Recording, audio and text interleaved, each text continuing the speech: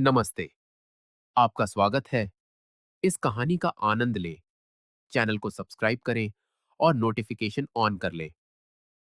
Jack और Melissa एक आम कपल थे जो अपने अलग-अलग स्वभाव के बावजूद अपने रिश्ते में संतुलन बनाए हुए थे। जैक एक शांत स्वभाव का इंसान था जिसे सुकून भरे पल और अकेलापन पसंद था। वहीं दूसरी ओर मेलिसा बहुत मिलनसार और ऊर्जा से भरपूर थी।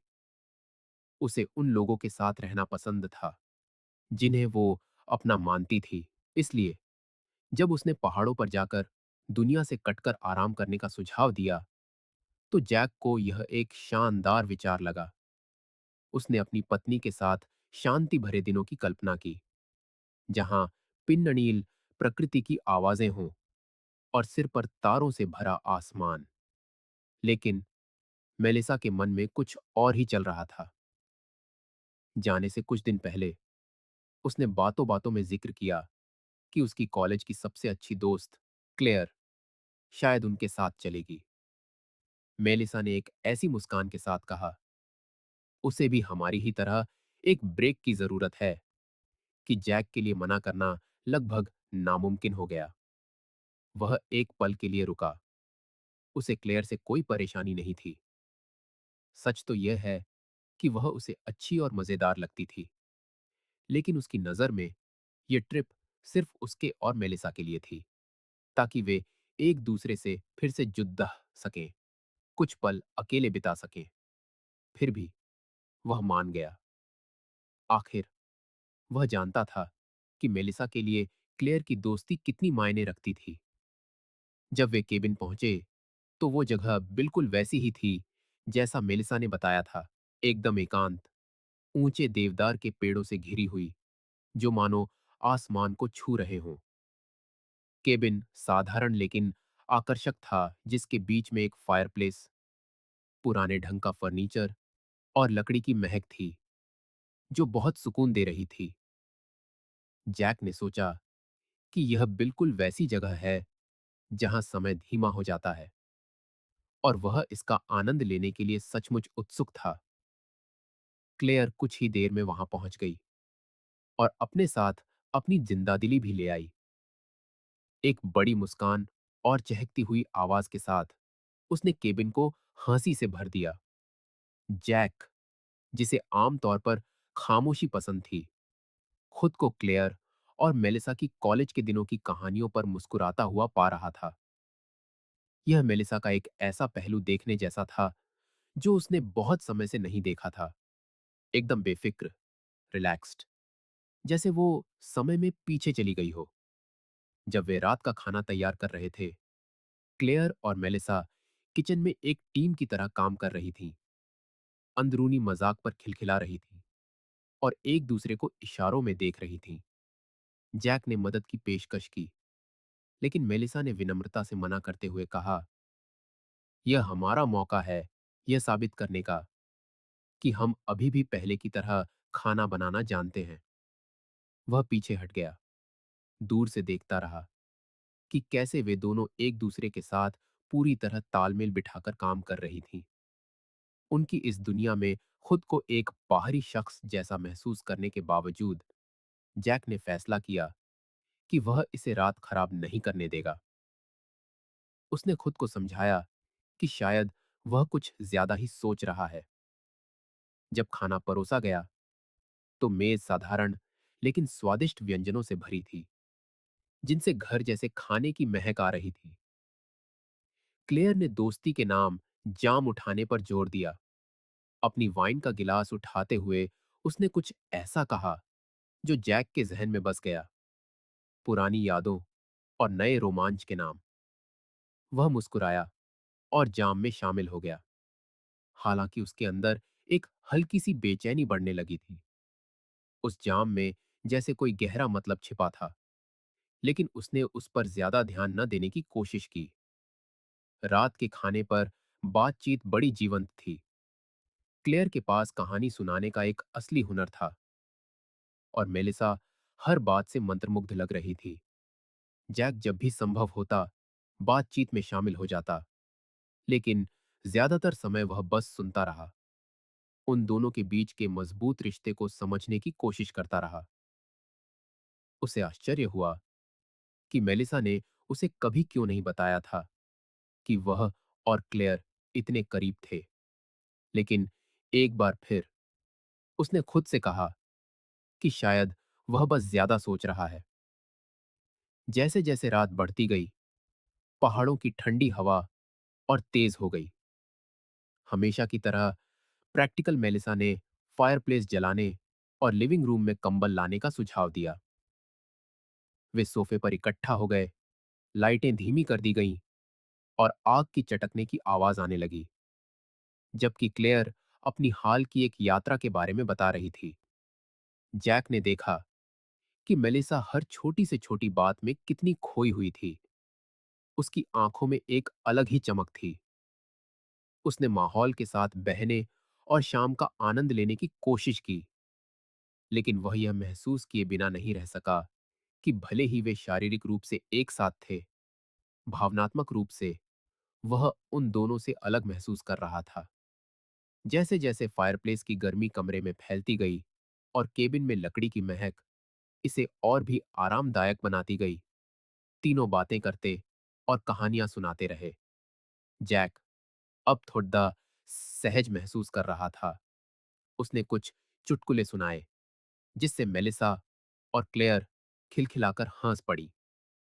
एक पल के लिए उसने सोचा कि शायद वह बेवजह चिंता कर रहा था। यह बस दोस्तों के साथ एक यात्रा थी, और वह जानता था कि मेलिसा को ऐसे लोगों के आसपास रहना पसंद है जो उसे घर जैसा महसूस कराते हैं। लगभग आधी रात हो चुकी थी जब मेलिसा ने एक अप्रत्याशित सुझाव दिया। मेन बेडरूम का बिस्तर बहुत बड़ा है और बाहर इतनी ठंड है कि मुझे लगता है कि अगर हम सब एक साथ कैंपिंग की तरह सोएं तो मजा आएगा। वह ऐसे मुस्कुराई जैसे यह दुनिया का सबसे स्वाभाविक विचार हो।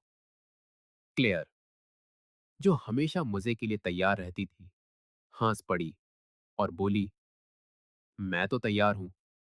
वैसे भी प्राइवेसी की किसे जरूरत है? जैक ने हैरानी से अपनी भौहें चढ़ाईं। वह हिचकिचाया। उसे यह थोड़ा अजीब लगा, लेकिन वह न कहकर असभ्य नहीं दिखना चाहता था। ठीक है, अगर तुम दोनों को लगता है कि यह आरामदायक होगा तो जरूर, उसने सहज दिखने की कोशिश करते हुए कहा। जब क्लेयर और मेलिसा बिस्तर पर कंबल और तकियों की परतें बिछाने में लगी थीं, जैक वहीं खड़ा देखता रहा। जिस तरह से वे एक दूसरे के आसपास घूम रही थीं, हंस रही थीं और नजरें मिला रही थीं, उसमें कुछ इतना स्वाभाविक था कि उसके मन में एक ख्याल आया। उसने उसे झटक दिया, खुद से कहा कि यह सिर्फ उसकी कल्पना है। जल्द ही वे सब उस बड़े बिस्तर पर लेटे हुए थे। जैक बीच में था, एक तरफ मेलिसा और दूसरी तरफ क्लेयर। मेलिसा ने उसे असहज दिखने के लिए छेड़ा। आराम करो हनी, बस एक रात की तो बात है, उसने प्यार से उसके कंधे पर थपकी देते हुए कहा। क्लेयर ने अपनी बाहें फैलाईं और एक नाटकीय आह भरी। यह बिस्तर कमाल का है। मैं तो शायद यह जगह अपने लिए ही छीन लूं। सब हंस पड़े और हल्के फुल्के माहौल ने किसी भी संभावित तनाव को दूर कर दिया। समय बीतता गया, लेकिन तीनों में से किसी को भी नींद नहीं आ रही थी। मेलिसा और क्लेयर ने धीमी आवाज में बातें करना शुरू कर दिया। कॉलेज की मजेदार यादें ताजा कर रही थीं। पार्टियां, शरारतें और रात भर जागना। जैक आंखें बंद किए बस सुनता रहा। वह उनके पल को खराब नहीं करना चाहता था, लेकिन उसे थोड़ा अलग थलग महसूस होने लगा। भले ही वह अपनी पत्नी के बगल में लेटा था, पर उसे एक ऐसी दुनिया का दर्शक जैसा महसूस हो रहा था जिसमें उसके लिए कोई जगह नहीं थी। थोड़ी देर बाद मेलिसा जैक की ओर मुड़ी और फुसफुसाई, क्या तुम अभी तक सोए नहीं? उसने धीरे धीरे अपनी आंखें खोली और हल्की सी मुस्कान दी। नहीं, अभी नहीं। बस तुम दोनों को सुन रहा था। क्लेयर धीरे से हंसी। लगता है हमारी कहानियां इतनी उबाऊ हैं कि इन्हें नींद आ रही है। जैक ने हंसने की कोशिश की, लेकिन सच तो यह था कि वह अजीब सा एहसास उसे पूरी तरह से आराम नहीं करने दे रहा था। बिस्तर पर माहौल धीरे धीरे बदलने लगा। मेलिसा और क्लेयर की फुसफुसाहटें और धीमी हो गईं, और उनकी दबी हुई हंसी को समझना जैक के लिए और मुश्किल हो गया। उसने अपनी छाती में एक हल्का सा खिंचाव महसूस किया, एक बेचैनी जिसे वह समझा नहीं पा रहा था। वह अपनी करवट बदलकर लेट गया, खुद को यह बताने की कोशिश करता रहा कि वे सिर्फ सबसे अच्छी दोस्त हैं जो बातें कर रही हैं। लेकिन कुछ तो था जो ठीक नहीं लग रहा था। फिर मेलिसा ने लाइट बंद करने का सुझाव दिया ताकि वे आखिरकार सोने की कोशिश कर सकें। जैक मान गया, उम्मीद कर रहा था कि अंधेरा उसे कुछ शांति देगा। कमरे में अंधेरा होने के बावजूद वह बेचैन था। धीमी सांसों की आवाज और कभी कभार की खिलखिलाहट उसके दिमाग में गूंज रही थी। उसका एक हिस्सा महसूस कर रहा था कि यह रात उसे जवाबों से ज्यादा सवाल देकर जाएगी। आधी रात में जैक एक धीमी, लगभग न सुनाई देने वाली आवाज से जाग गया। पहले तो उसे लगा कि यह पेड़ों के बीच हवा की आवाज है, लेकिन फिर उसने महसूस किया कि यह बेडरूम के अंदर से आ रही थी। यह फुसफुसाहट और दबी हुई हंसी थी, जैसे कोई ऐसी बातचीत हो जिसे कोई सुनना न चाहे। उसने धीरे धीरे अपनी आंखें खोली, उन्हें अंधेरे में एडजस्ट होने दिया और अपना सिर मेलिसा और क्लेयर की ओर घुमाया। हालांकि कमरा अंधेरा था, फायरप्लेस अभी भी जल रहा था, जिसकी वजह से दीवारों पर नाचती परछाइयां बन रही थीं। जैक उन दोनों के आकार को देख सकता था जो एक दूसरे के बगल में लेटे थे। उसने महसूस किया कि उसका दिल तेजी से धड़क रहा है। शायद यह सिर्फ कोई आम बातचीत थी, उसने सोचा। शायद उन्हें लगा कि उसे इसमें दिलचस्पी नहीं होगी। फिर भी वह उनकी फुसफुसाहट के लहजे को नजरअंदाज नहीं कर सका। उनकी आवाजों में एक ऐसा अपनापन था जिसे अनदेखा करना मुश्किल था। उस बढ़ती बेचैनी को दूर करने के लिए वह थोड़ा हिला, जैसे कोई स्वाभाविक रूप से जाग रहा हो। फुसफुसाहट तुरंत बंद हो गई और उसकी जगह एक अचानक खामोशी ने ले ली। जैक मेलिसा की ओर मुड़ा और अपनी जिज्ञासा को छिपाए बिना पूछा, तुम दोनों वहां क्या फुसफुसा रही हो? मैं इतनी अच्छी नींद में था। उसने चंचल लगने की कोशिश की, लेकिन उसकी आवाज में शक का एक संकेत था जिसे वह छिपा नहीं सका। मेलिसा ने जल्दी से जवाब दिया, बहुत जल्दी, जैसे वह सामान्य दिखने का नाटक कर रही हो। ओह, कुछ खास नहीं। हम बस कॉलेज की एक मजेदार कहानी के बारे में बात कर रहे थे। दूसरी तरफ क्लेयर ने एक छोटी सी हंसी दी और उसकी बात का समर्थन किया। हाँ, बस दोस्तों वाली बेवकूफी भरी बातें, जैक। लेकिन जैक ने देखा कि अंधेरे में उनमें से कोई भी सीधे उसकी तरफ नहीं देख रहा था। उनके जवाब में कुछ बहुत बनावटी लग रहा था। वह वापस लेट गया, लेकिन तब तक वह पूरी तरह जाग चुका था। सेकंड बीतते गए, मिनटों में बदलते गए, जबकि वह बढ़ते तनाव को दूर करने की कोशिश करता रहा। मेलिसा और क्लेयर थोड़ी देर चुप रहीं, लेकिन जल्द ही फुसफुसाहट फिर से शुरू हो गई। इस बार जैक को जो हो रहा था उसका वजन महसूस करने के लिए अपनी आंखें खोलने की भी जरूरत नहीं पड़ी। ऐसा लगा जैसे कमरे का पूरा माहौल बदल गया था, एक ऐसे तनाव से भरा हुआ जिसे वह बयां नहीं कर सकता था। वह फिर से मुड़ा और ज्यादा सीधे तौर पर बोला, क्या तुम दोनों सोने वाली हो या कुछ और बात करनी है? उसकी आवाज ने खामोशी को अप्रत्याशित रूप से चीर दिया और उसने महसूस किया कि मेलिसा और क्लेयर चौंक गई। वे एक पल के लिए चुप हो गई, शायद एक दूसरे को देख रही थीं। एक ऐसा इशारा जो वह देख नहीं सकता था, लेकिन निश्चित रूप से महसूस कर सकता था। मेलिसा ने सामान्य लगने की कोशिश की। शांत हो जाओ जैक, हम अब सोने जा रहे हैं। क्लेयर घबराकर हंसी, लेकिन कुछ नहीं बोली। जैक वहीं लेटा रहा, बमुश्किल हिल रहा था। यह समझने की कोशिश कर रहा था कि क्या हो रहा है। उसने अपनी आंखें बंद कर ली, लेकिन उसका दिमाग सतर्क था। उन्होंने फुसफुसाना बंद कर दिया, फिर भी वह बेचैनी का एहसास उसके साथ बना रहा, एक अनुस्मारक की तरह धड़कता रहा कि कुछ तो गड़बड़ है। बाकी केबिन पहाड़ों की शांतिपूर्ण खामोशी में डूबा हुआ था, लेकिन उस बेडरूम में ऐसा महसूस हो रहा था जैसे हवा में एक रहस्य लटका हुआ है जिसे वह समझ नहीं पा रहा था। वह सोच रहा था कि क्या यह सब उसके दिमाग में है या वास्तव में कुछ हो रहा है, बस उसकी पहुंच से बाहर। खामोशी फिर से छा गई, जब तक कि उसे दबी हुई हंसी ने नहीं तोड़ा, जो पहले से भी ज्यादा तीव्र लग रही थी। जैक ने धीरे धीरे अपनी आंखें खोली।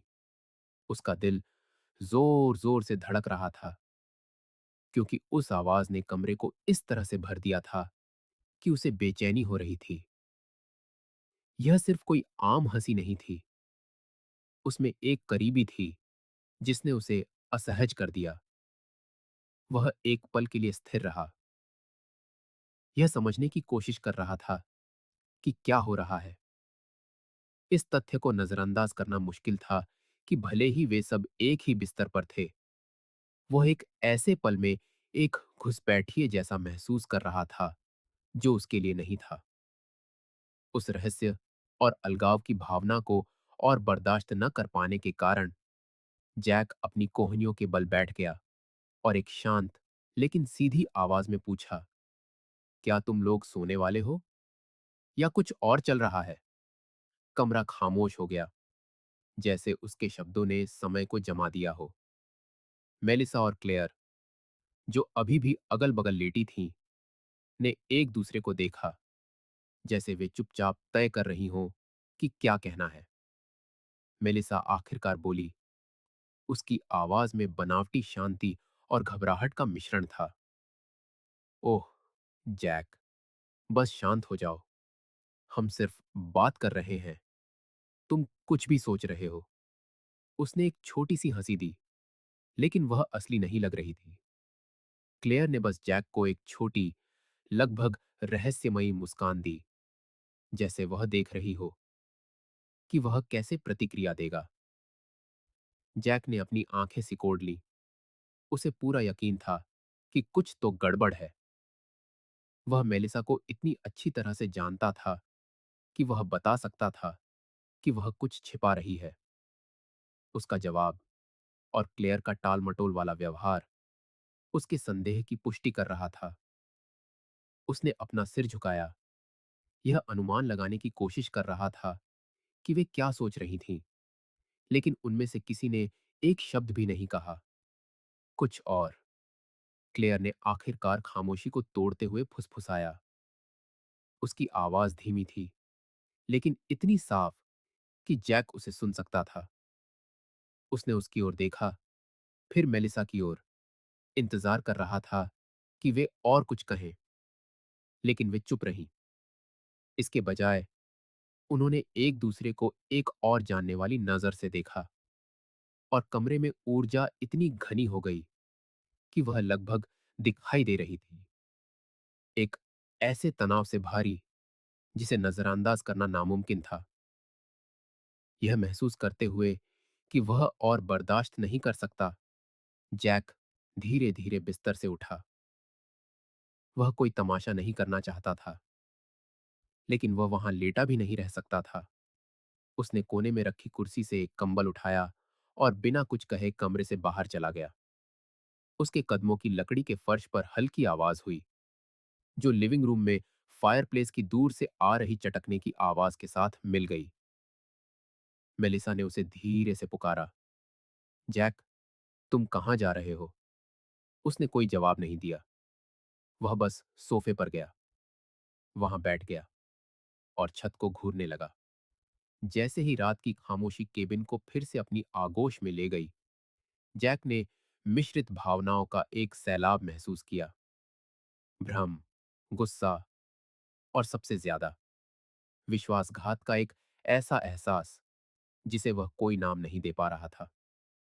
उसके पास किसी भी चीज का कोई सबूत नहीं था, लेकिन उस रात कुछ बदल गया था।